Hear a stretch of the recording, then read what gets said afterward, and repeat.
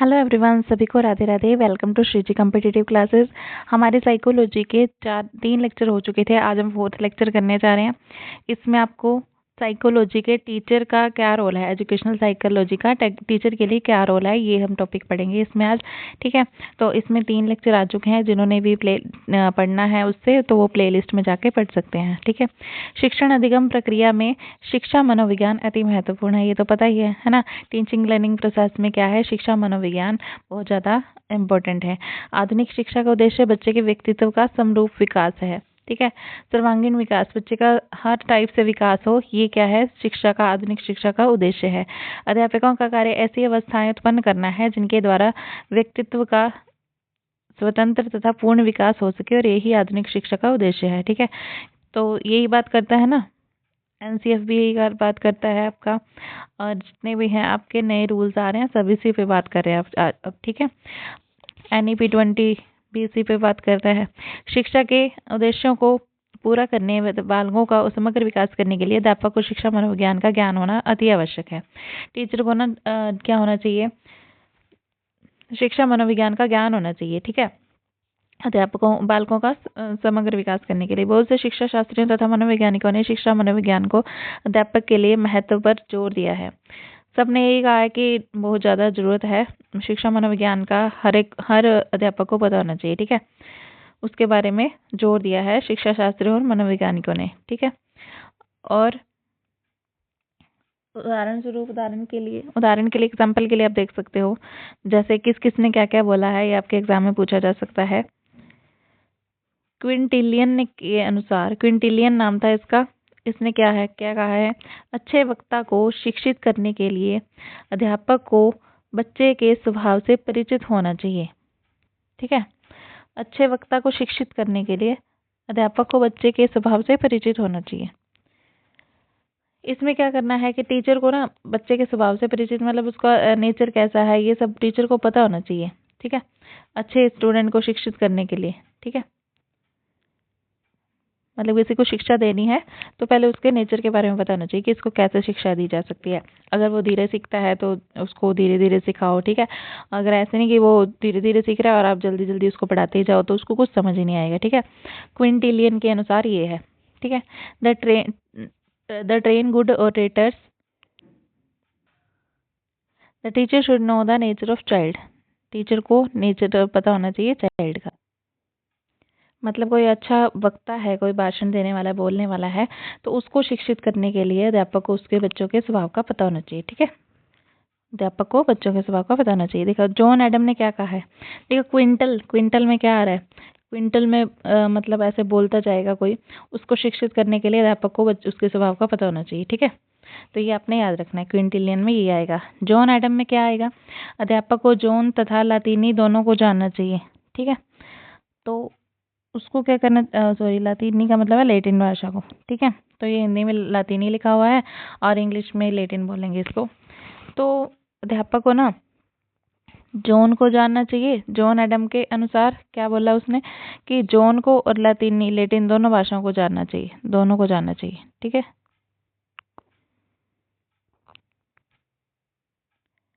मतलब कहने का मतलब ये है कि अगर ये लैटिन भाषा का है ना, इसको लैटिन भाषा आती है, तो अध्यापक को उसकी भाषा का भी पता होना चाहिए और जिसमें सिखाना है उसका भी पता होना चाहिए। सीधा सीधा ये बात याद रखना। ठीक है, जॉन एडम के अनुसार ये है। अब पेस्टोलॉजी क्या है, पेस्टोलॉजी के अनुसार क्या है, उनका कहना है कि अध्यापक का मुख्य उद्देश्य शिक्षक के मन का अध्ययन करना चाहिए, अध्ययन होना चाहिए। पहले ना स्टूडेंट जो है, शिष्य, उसके मन का अध्ययन करना चाहिए कि इसको क्या चीज़ पसंद है, कैसे ये पढ़ सकता है, किस वे में पढ़ सकता है, मतलब किसी को कोरिलेट चीज़ों को करके सर सीख सकता है या फिर वैसे सीख सकता है, तो सब कुछ पता होना चाहिए उसके बारे में। ठीक है, अतः शिक्षा योजना को मानसिक क्रियाओं के ठीक ठाक ज्ञान पर निर्भर करना चाहिए। शिक्षा योजना को ना मानसिक क्रियाओं के ज्ञान पर निर्भर करती है, क्योंकि बच्चों का स्वभाव कैसा है बच्चों का जाने, बच्चा जॉन तथा शिष्य का मनोविज्ञान है।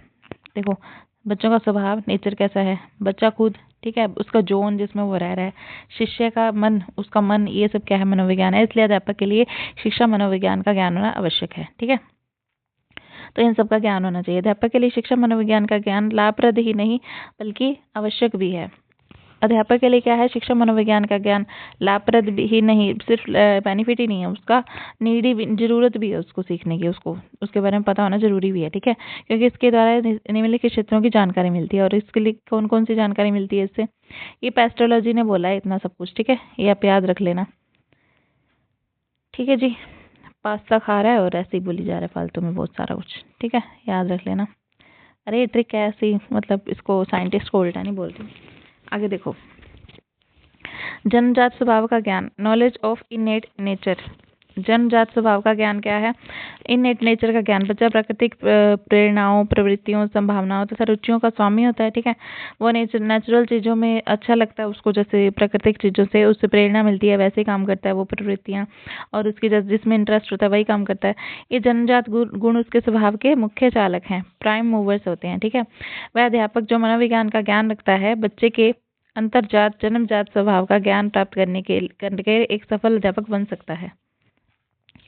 देखो, जिस टीचर को ना उसका ज्ञान है बच्चे के स्वभाव का, ठीक है, ज्ञान तो उसको है ही, नॉलेज तो है ही, बट उसके साथ साथ उसको उसके स्वभाव का, बच्चे के स्वभाव का, ज्ञान का, इन सबका पता चल जाए ना, पहले उसको कितना ज्ञान है, और या फिर उसकी मनोविज्ञान के बारे में, उसके नेचर के बारे में सब कुछ पता चल जाए, तो इसके विपरीत क्या है, वो एक सफल अध्यापक बन सकता है। इसके विपरीत वह अध्यापक जो मनोविज्ञान के ज्ञान से वंचित है, जिसको मनोविज्ञान का ज्ञान ही नहीं है, तो वो बिल्कुल असफल रहता है। ठीक है, अगला है व्यक्तिगत विभिन्नताओं का ज्ञान।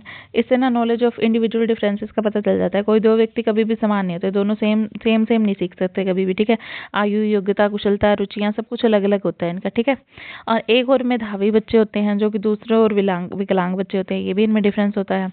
सबको एक ढंग से नहीं पढ़ाना चाहिए, शिक्षा विधियों का प्रयोग करना चाहिए, अलग अलग शिक्षा विधियों का प्रयोग करना चाहिए, जिसको जैसी नीड है वैसा प्रयोग करना चाहिए। ठीक है, यदि अध्यापक बच्चे को अच्छी तरह समझता हो तो वो ऐसे अलग अलग चीजों का यूज करके उसको अच्छे से समझा पाएगा।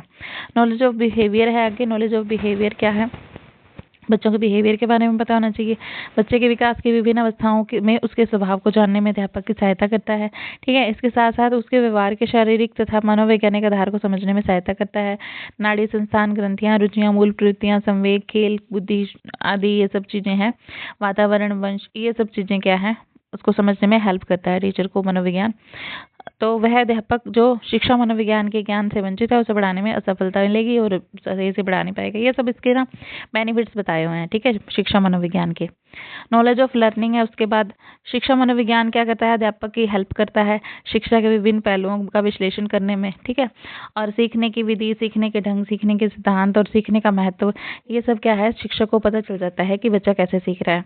यह अध्यापक की इस बात में सहायता करता है कि श्रव्य दृश्य साधनों की सहायता से विद्यार्थियों के मन में ध्यान, रुचि तथा प्रेरणा उत्पन्न कर सके। उसके बाद नॉलेज ऑफ अनकॉन्शियस माइंड, अचेत का ज्ञान। अध्यापक के लिए शिक्षा मनोविज्ञान इसलिए भी आवश्यक है क्योंकि वह उसके विद्यार्थियों को अचेत मन को समझने में भी हेल्प करता है उसकी। ठीक है, यह अचेत मन ही है जो मनुष्य के मन का मुख्य भाग है। जो मनुष्य का मन का मुख्य भाग है ना, वो अचेत मन ही होता है। चेतन, अर्धचेतन, ये हम आगे पढ़ेंगे। ठीक है, किसी व्यक्ति के व्यक्तित्व के विकास में महत्वपूर्ण कार्य करते हैं। वह अध्यापक जो भी विद्यार्थियों के अचेत मन से परिचित होता है, उनके व्यक्तित्व के विकास में सहायता कर सकता है। मतलब यही है कि ये सब चीजें नॉलेज उसके आ जाती है माइंड में कि इसको कैसा एनवायरनमेंट चाहिए, कैसे पढ़ सकता है, ये सब वही है, अचेत का ज्ञान हो जाता है उसको। नॉलेज ऑफ मेंटल हाइजीन, मानसिक स्वास्थ्य का ज्ञान। मतलब टीचर को उसके मानसिक स्वास्थ्य का भी ज्ञान हो जाता है इसके मनोविज्ञान की हेल्प से। ठीक है, शिक्षा मनोविज्ञान से। मानसिक स्वास्थ्य व्यक्तित्व की रीढ़ की हड्डी है। मानसिक मतलब मेंटली वो बिल्कुल सही होना चाहिए। वह अध्यापक जिसे शिक्षा मनोविज्ञान का ज्ञान प्राप्त है, अपने विद्यार्थियों के मानसिक स्वास्थ्य को समझ सकता है वो। ठीक है, विभिन्न सिद्धांतों का उनके अनुकरण करके धनात्मक पक्ष को कायम करने की चेष्टा करेगा। मतलब जिस वे में पॉजिटिव है उसको अच्छे से समझ आएगा, उस वे में समझाने की कोशिश करेगा। वह विद्यार्थियों के खिंचावों, निराशाओं, विरोधों, चिंताओं, समस्याओं, उसके जो मतलब उसको कोई प्रॉब्लम है, जैसे कोई मेंटली वो अपसेट हो रखा है, तो मतलब किसी कारण से अपसेट हो रखा है, कोई घर में कोई प्रॉब्लम है उसके, तो उसको अच्छे से समझेगा और उसको दूर करने में उसकी हेल्प करेगा। ठीक है, नौकरी का ज्ञान, knowledge of one's own job. शिक्षा मनोविज्ञान अध्यापक को अपनी नौकरी का ज्ञान प्राप्त करने में सहायता करता है। वह अध्यापक को विभिन्न समस्याओं को सुलझाने के लिए सूझ प्रदान करता है। अध्यापक की शैक्षिक समस्याओं के प्रति वैज्ञानिक दृष्टिकोण अपनाने में हेल्प करता है। ठीक है, यही कहते हैं ना कि शैक्षिक समस्याओं को निपटाने के लिए वैज्ञानिक दृष्टिकोण का हेल्प लेनी चाहिए, उससे उनकी हेल्प करनी चाहिए, ठीक है, निपटा देना चाहिए, मतलब समस्याओं को समाधान करना चाहिए। शिक्षा मनोविज्ञान की सहायता से ही अध्यापक अपने स्वभाव, व्यवहार, योग्यता आदि का ज्ञान प्राप्त करता है, ठीक है। ये सब चीजें हैं इसमें। नॉलेज ऑफ गाइडेंस, ये तो पढ़ने से ही साफ साफ समझ में आ रहा है ना। नॉलेज ऑफ गाइडेंस, निर्देशन का ज्ञान होता है। शिक्षा का मनोविज्ञान अध्यापक की छात्रों की रुचियों, अभिरुचियों, योग्यताओं, प्राप्तियों, समस्याओं, शैक्षिक, व्यावसायिक आदि सभी योजनाओं को समझने में हेल्प करता है। मतलब ये शिक्षा मनोविज्ञान विज्ञान इस सब में हेल्प करता है टीचर की। अध्यापक छात्र संबंध में सुधार, improvement in teacher taught relationship. बुनियादी रूप से अध्यापक छात्र संबंध मनोवैज्ञानिक है, ठीक है। शिक्षा मनोविज्ञान अध्यापक एवं मुख्य अध्यापक की छात्रों से अच्छे संबंध रखने में हेल्प करता है। यह अध्यापक की छात्रों के प्रति सहानुभूति, विवेकपूर्ण दृष्टिकोण अपनाने में भी हेल्प करता है। एक्सपेरिमेंटेशन एंड रिसर्च, प्रयोगात्मक एवं अनुसंधान। ये क्या करता है टीचर, शिक्षा मनोविज्ञान जो है शिक्षा के क्षेत्र में प्रयोग करने के लिए प्रोत्साहित करता है, मतलब एक्सपेरिमेंट्स के लिए प्रोत्साहित करता है। नए नए एक्सपेरिमेंट करो, नई नई खोज करो। अपनी खोजों द्वारा अध्यापक नए तथ्य दे सकता है और शिक्षण एवं शिक्षा के क्षेत्र में सुधार कर सकता है, ठीक है। फिर आता है मेजरमेंट एंड इवोल्यूशन, मापन एवं मूल्यांकन। मतलब अब क्या होगा, शिक्षा मनोविज्ञान अध्यापक के केवल छात्रों को मूल्यांकन करने में नहीं हेल्प करता, बल्कि अध्यापक के रूप में उसकी अपनी योग्यता को जानने में भी हेल्प करता है कि मैंने इनको बढ़ाया है तो कैसा लगा है, इनको कैसा समझ में आया है, कितना समझ में आया है। तो इस वे में वो अपने आप में इम्प्रूवमेंट करेगा कि इसको ऐसे नहीं समझ आ रहा, इस वे में आ रहा है तो दूसरे तरीके से समझाएगा, ठीक है। तो अपने खुद की भी मेजरमेंट करने में हेल्प करता है। शिक्षा मनोविज्ञान अध्यापक को छात्रों की प्राप्तियों के मापन एवं मूल्यांकन की ठोस विधियां प्रदान करता है, ठीक है। मतलब उनके जितना उन्होंने पढ़ाया था टीचर ने, उतना कितना बच्चों ने सीखा है, इस सब का मूल्यांकन कर सकता है। वह छात्रों की रुचियों, अभिरुचियों, योग्यताओं, प्राप्तियों, व्यक्तित्व के अन्य पहलुओं को जानने के लिए मनोवैज्ञानिक परीक्षाओं में विधियों का प्रयोग कर सकता है, ठीक है। इसमें जितना भी है ना, कभी भी बच्चे को गलत नहीं बोलना था, टीचर खुद पे ही प्रयोग करे जो भी है, टीचर की गलती है, मतलब बच्चे को समझ नहीं आया तो, ठीक है। इसमें ये सब बोलते हैं। पाठ्यक्रम में सुधार, इम्प्रूवमेंट इन करिकुलम। शिक्षा मनोविज्ञान ने पाठ्यक्रम में महत्वपूर्ण सुधार किया है। इसने खेलों, स्काउटिंग, पिकनिक, नृत्य कैंपों, वैरायटी आदि प्रोग्रामों आदि पाठ्य सहायक क्रियाओं पर जोर दिया है, ठीक है। पाठ्यक्रम छात्रों की आवश्यकताओं, रुचियों, अभिरुचियों, योग्यताओं, क्षमताओं तथा समाज की आवश्यकताओं के अनुसार निर्धारित किया जाना चाहिए, ठीक है। सोसाइटी में जितनी भी नीड्स हैं उसके अकॉर्डिंग करिकुलम डिसाइड करना चाहिए। ऐसे भी 5th क्लास में बच्चे भी पढ़ते हैं, उनको +2 लेवल तक का सिलेबस उठा के दे दो और उनको पढ़ाने लग जाओ, ऐसा नहीं हो सकता, ठीक है। शिक्षण विधियों में सुधार, इम्प्रूवमेंट इन टीचिंग मेथड्स में सुधार करना चाहिए। ऐसे नहीं भी बच्चों को रटवाते ही जाओ, ठीक है। उनको ऐसे ट्रिक्स वगैरह बता के को रिलेट करके चीज़ों से फिर उनको समझाना चाहिए। टीचिंग मेथड्स में वो होना चाहिए, इम्प्रूवमेंट होनी चाहिए। शिक्षा मनोविज्ञान ने आधुनिक शिक्षण विधियों में क्रांति ला दी है। शिक्षण वैज्ञानिक अधिक सुगम तथा उद्देश्य केंद्रित हो गया है। शिक्षा मनोविज्ञान अध्यापक को सीखने की क्रिया, सीखने एवं शिक्षण की प्रभावशाली विधियों तथा कारकों की जानकारी प्रदान करता है, ठीक है। शिक्षा मनोविज्ञान ने अध्यापकों की विभिन्न नवीन विधियों तथा क्रिया केंद्रित शिक्षण, वाद विवाद विधि, अभिक्रमिक शिक्षण विधि को अपनाने में हेल्प की है। ये सब इसमें है। इम्प्रूवमेंट इन डिसिप्लिन, अध्यापक को ही ले रहा है ना डिसिप्लिन में, बच्चों को नहीं रखना। बच्चों को तो इंडिपेंडेंट मतलब स्वतंत्र रखना उनको तो, ठीक है। यह अध्यापक के अनुशासन की समस्याओं को उत्तम विधि से हल करने में सहायता करता है। यह हमें बताता है कि अनुशासन, आत्म अनुशासन, सेल्फ डिसिप्लिन, गतिशील, डायनामिक, पॉजिटिव हो, रचनात्मक हो, कंस्ट्रक्टिव होना चाहिए। पुरस्कार एवं दंड और प्रशंसा तथा दोष का प्रयोग न्याय संगत होना चाहिए। मतलब ऐसे नहीं भी किसी एक को तो ऐसे पुरस्कार ही देते रहो, किसी एक को ऐसे हमेशा बच्चे को डांटते रहो और मतलब ऐसे किसी में दोष देखते रहना या फिर किसी के एक की प्रशंसा करते रहना, ऐसा कुछ नहीं होना चाहिए। नॉर्मल मतलब डिसिप्लिन रह के बच्चों को पढ़ाना चाहिए, ठीक है। कंक्लूजन क्या है, निष्कर्ष क्या है इसका? तो ये सब परिणाम यही है कि शिक्षा मनोविज्ञान अध्यापक के लिए बहुत आवश्यक और लाभप्रद है। शिक्षा मनोविज्ञान अध्यापक की उचित रुचियों को विकसित करने में हेल्प करता है। अध्यापक को उचित शिक्षण परिस्थितियां कायम करने में हेल्प करता है।